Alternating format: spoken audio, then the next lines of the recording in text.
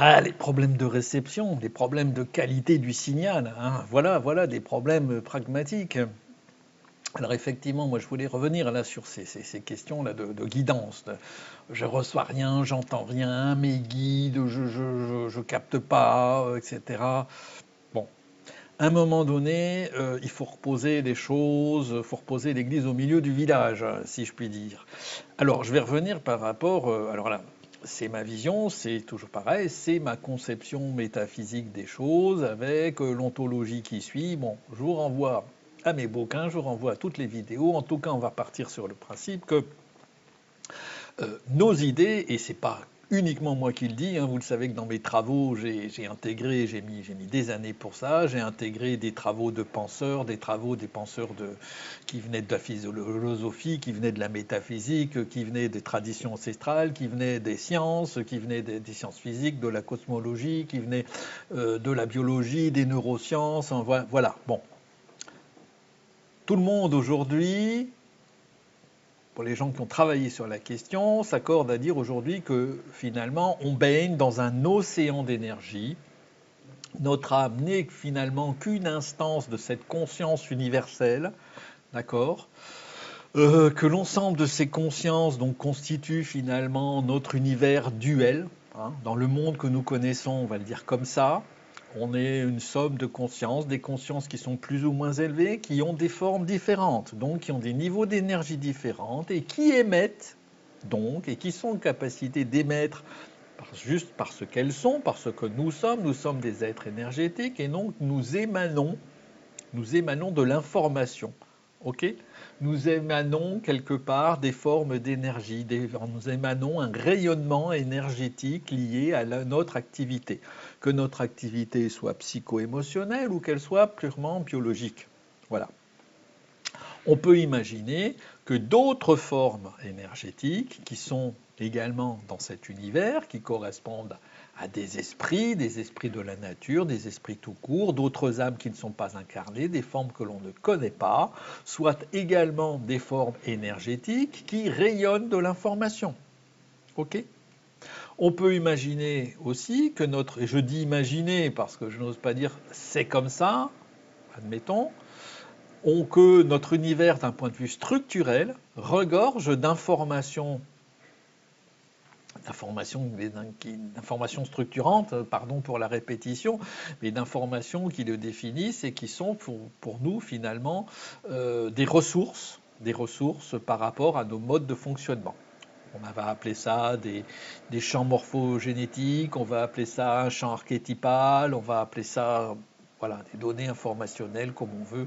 Voilà. Bon. Donc toutes ces informations-là, on est en capacité, le cas échéant, comme tout système, de les recevoir. La problématique, c'est comment on les reçoit, est-ce qu'on les entend ou est-ce qu'on les entend pas. Pour les entendre et déjà les écouter.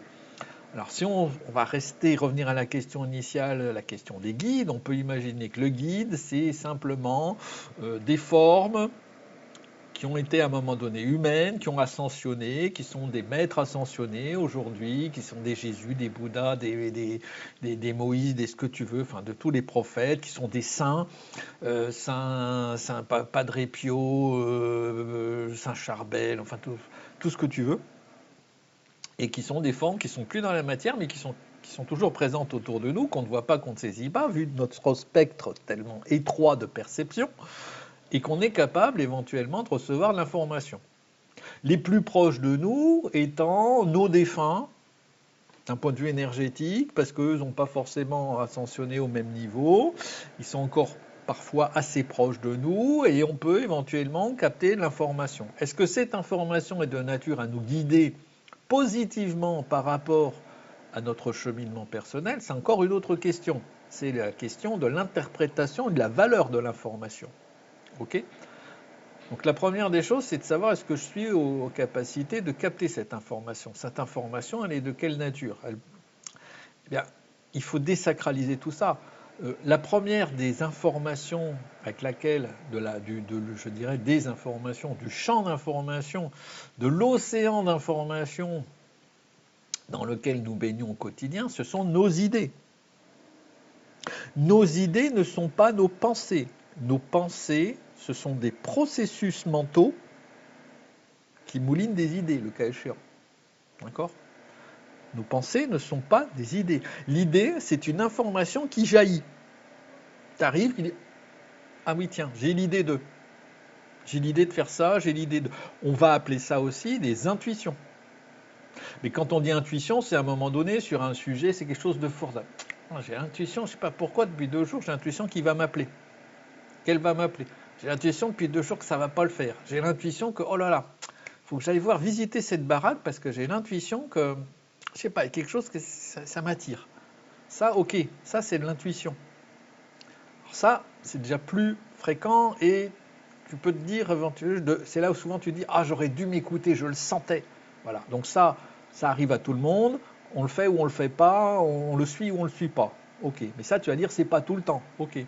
Ce qui est tout le temps, c'est tes idées. Et tu pourrais considérer que les idées, c'est de l'information qui vient de l'extérieur, qui mérite au moins d'être considérée et pas le plus souvent balayée. Parce que tu as le processus mental, tu es dans ton truc et tout ce qui vient de l'extérieur, tu ne le suis pas forcément. Donc l'information, déjà, c'est donc la question de l'écoute. Après, tu as ce qu'il y a dans les rêves. Dans les rêves, tu as le contenu diurne. Les contenus diurnes, on va dire, c'est ou la vidange des contenus de la préoccupation de la journée, ça c'est ce qu'on appelle les contenus diurnes. Et puis il y a des messages qu'on pourrait appeler peut-être des messages de l'âme, des messages qui sont destinés à te faire prendre conscience de quelque chose, à te montrer des répétitions, à te montrer des incohérences dans ton cheminement, à te montrer. Et ça c'est vrai, alors tu vas dire souvent, ben moi je ne me rappelle pas de mes rêves. Ben, ça c'est vrai quand tu te rappelles d'un rêve. Quand tu te rappelles d'un rêve, c'est qu'il y a une raison, sinon tu n'as pas besoin de t'en rappeler. Si tu t'en rappelles, et que tu t'en rappelles parce qu'il est très significatif, seulement c'est qu'il a une valeur, je dirais presque thérapeutique, ces rêves-là. Moi, voilà, il y a des rêves comme ça, tu les fais, et puis tu vas les faire parfois longtemps, de manière récurrente, puis quand tu as compris un truc, tu ne les fais plus. Parce que ça demande à comprendre quelque chose, ça demande de l'introspection. Donc je ne reçois pas d'infos, etc. Tu vois déjà que tu as tes intuitions, que tu en as, comme tout le monde, et tu ne les suis pas forcément. Tu as des idées tout le temps, mais tu ne les suis pas forcément, parce que tu ne t'observes pas suffisamment. Si tu t'observes dans tes mécanismes de fonctionnement, tu vas voir qu'il y a tes pensées et puis il y a des idées qui arrivent. Et tu vas voir que les idées, c'est autre chose. Moi, par exemple, je cite toujours ce truc qui souvent est très significatif pour moi, c'est qu'au réveil, j'ai un air de chant, des paroles de chansons qui arrivent. Et c'est toujours significatif. Ça répond, ça met en perspective, c'est tout le temps le cas. Ça en fait, des sortes de trucs. Là, tu t'es pas plongé en méditation, tu t'es pas mis dans la prière, tu n'as rien fait là, tant que tu es là. Donc recevoir, tu peux. Donc maintenant, c'est quelle attention, quelle qualité d'écoute tu apportes à ça. Parce que tes idées, tu vas dire, oui, des idées, j'en ai tellement, etc. Si j'ai l'idée de me... Alors c'est ce que reprend toujours mon ami Lulu, j'ai l'idée de me faire un thé. Oui, mais tu sais pas, si l'idée de te faire un thé, ça va pas te faire te lever et faire un truc qui va entraîner un autre, etc. C'est l'effet papillon. Voilà, tu sais pas. Mais comme tu as une idée, par principe, tu devrais toujours la suivre.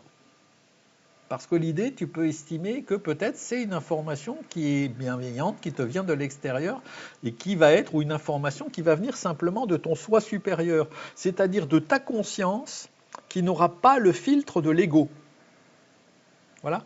En termes, on est là sur du recevoir de l'information utile quant à notre cheminement, recevoir de l'information utile quant à notre parcours d'éveil, recevoir de l'information utile quant à notre libération de nos conditionnements, de nos comportements compensateurs qui nous empêchent de nourrir sainement nos besoins, ce qui est là notre mission de vie majeure.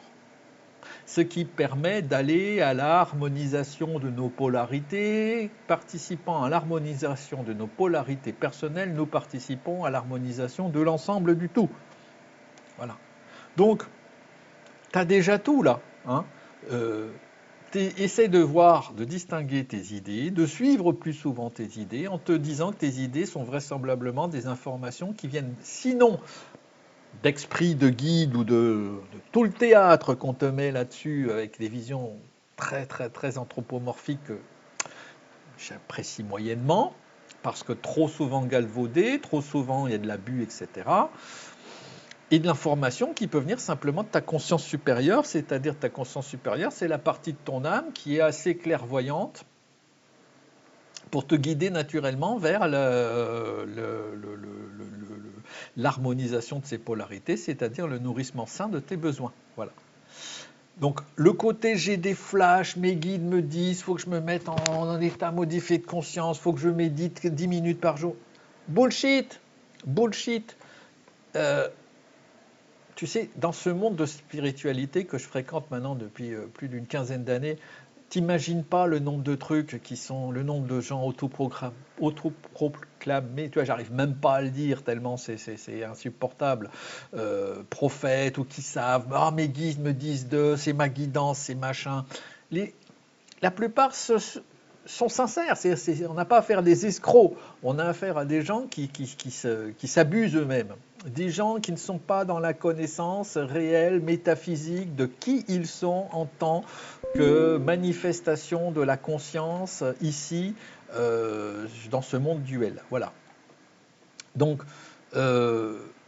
tout ça, ça crée de l'abus, ça fait que tu crois que t'es forcément, si t'es pas élevé, t'es pas spirituel, si t'arrives pas à avoir des guidances, des guides, de saint machin, pourquoi elle s'adresse à lui, pourquoi Marie, elle vient là, pourquoi Jésus, il a dit à lui, pourquoi le prophète, pourquoi le Bouddha, pourquoi ceci. Arrête avec tout ça, arrête avec tout ça. 100% des gens ici, des humains, sont équipés avec un système de guidance qu'ils ne savent pas écouter. C'est-à-dire, t'es comme le mec qui veut apprendre à conduire un avion alors qu'il n'a même pas le permis pour conduire une bagnole et qui s'est peut-être même tout juste monté sur une mobilette. Arrête tes conneries. Apprends déjà à conduire. Déjà, tu fais le parcours comme tout le monde. Hein. T'es petit, tu montes sur ton vélo avec les roulettes, on t'enlève les roulettes, tu montes sur le vélo, tu prends un vélo de plus en plus grand. Après, tu apprends à conduire une mobilette, peut-être une moto, voire une voiture. Et après, si tu te donnes les moyens par ailleurs d'aller dans l'acquisition de la connaissance adéquate, peut-être tu pourras apprendre à conduire des avions. Voilà, avec de l'apprentissage et tout ce qui suit. Bon, voilà, ce que je veux dire, c'est que il y a d'autres moyens aussi d'écouter, finalement, d'aller vers une élévation, vers un mieux-être qui va être associé au nourrissement sain de ses besoins. C'est aussi d'écouter son corps. C'est aussi une autre forme d'écoute. C'est aussi être dans la réception d'informations, être dans l'écoute de son corps. Le corps te parle. On l'a déjà évoqué à plusieurs reprises. Voilà. En tout cas, ton libre arbitre, hein, puisque tu es censé dire oui, je ne reçois pas des messages parce que finalement, je voudrais être dans la guidance, parce que finalement, je voudrais qu'on me guide de l'extérieur pour me dire là où c'est bien ou là où c'est mal. Mais Coco, tu as ton libre arbitre, tu es là dans ce monde duel pour faire usage de ta responsabilité. Et ta responsabilité passe par ce libre arbitre qui est entre finalement je dirais, entre égaux et âme pure, entre ta conscience pure et entre un ego qui finalement est un processus de sauvegarde, est un processus d'exacerbation de l'individualisation, mais qui te permet de vivre dans ce monde duel. Lequel monde duel est celui qui te permet justement de te confronter aux situations qui vont te permettre d'assouvir ces besoins sainement, et ce faisant, qui vont te permettre d'harmoniser les polarités de ton âme. Sans ego, tu n'as pas de confrontation. Sans confrontation, il n'y a pas de possibilité d'harmonisation des polarités de ton âme. Ok ? Donc ça, c'est l'importance du libre arbitre et de la conscience que tu mets là-dedans. C'est-à-dire, si tu es tout le temps là-haut, je vais être dans la couche, mes guides me disent, la prière, la méditation, le yogi, machin, bullshit. Bullshit, tu te sors complètement de ce monde duel et tu ne te confrontes pas à ce qui va te permettre d'évoluer réellement. Tu ne te confrontes pas au nourrissement sain de tes besoins. Ah, tu peux être là-haut en train d'essayer de capter, hein, tu peux te mettre sur la montagne en déployant les antennes, ok. Pendant ce temps, tu as un vague besoin d'amour, un vague besoin de connexion aux autres, un vague besoin peut-être de sécurité affective que tu ne vas pas traiter parce que tu penses que ta sécurité affective, la seule source de sécurité affective, c'est ce qu'il y a là-haut, et tu te plantes magistralement. Voilà, donc attention à cette image de la spiritualité, de tous ces gourous, de tous ces personnes-là qui, dans l'énergétique, dans la guidance, dans l'accompagnement, vont te faire croire qu'il faut méditer. Moi, je ne médite quasiment jamais. Je peux te citer des gens qui sont... Alors, je ne veux pas les je veux pas les mettre en avant, enfin, non, non pas que c'est des amis, mais je veux dire, je ne veux pas justement parler à leur place ici, mais des gens qui ont pu le dire déjà même publiquement, qui ne méditent jamais, et des gens qui sont très reconnus pour leur capacité justement à avoir un niveau de conscience très très élevé. Des gens qui ne prient jamais. Hein. Donc voilà, ça existe. Des gens qui n'ont pas forcément des guidances de ouf, des flashs comme on dit, etc. Je dirais presque à la limite que si tu es dans la quête du flash, de la guidance, etc., ben, tu es peut-être vachement inférieur aux autres parce que ça veut dire que tu n'es pas capable de toi-même de mettre le niveau de conscience qui va te permettre de savoir où est le juste équilibre, où est finalement ce qui va te permettre de franchir un palier justement dans l'éveil, dans ton évolution propre, à savoir dans ton émancipation par rapport à tes systèmes de compensation, par rapport à tes croyances limitantes, par rapport au rôle que tu tiens, par rapport à tout ça qui t'empêche de nourrir sainement tes besoins. Voilà. Bon, bah, je crois que a été largement abordée maintenant. Donc, si tu penses toujours que tu ne reçois rien, je pense qu'il faut que tu te remettes à l'écoute. Et puis, je suis convaincu que dans pas longtemps, tu vas finir par te rendre compte que tu reçois déjà beaucoup et que la problématique, c'est pas de ne pas recevoir. La problématique, c'est de savoir écouter et de savoir décrypter. Voilà. Bon, bah, comme d'habitude, on en reparle, hein.